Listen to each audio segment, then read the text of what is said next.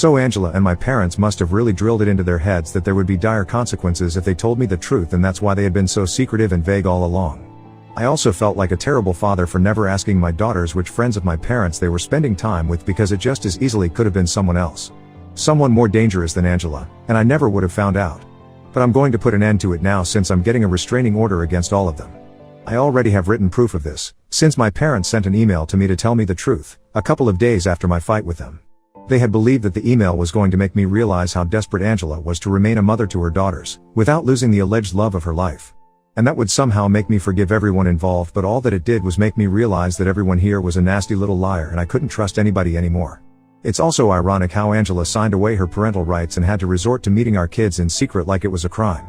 All because Sean didn't want her to have any contact with her previous family.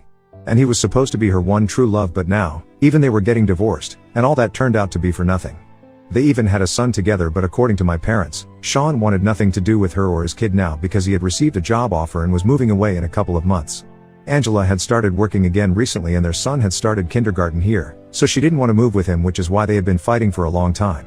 It had finally all come to a head 3 months ago when Sean told her that he was done and he was taking that job and moving out. He didn't have any interest in being a family man anymore because it clearly meant that he would have to sacrifice his own future and happiness just to make her happy, and he wasn't ready to do that. This was all meant to make me feel sorry for Angela, but the only purpose that it served was making me feel like justice had finally been served. I have already spoken to my lawyer and the petition for the restraining orders has been filed.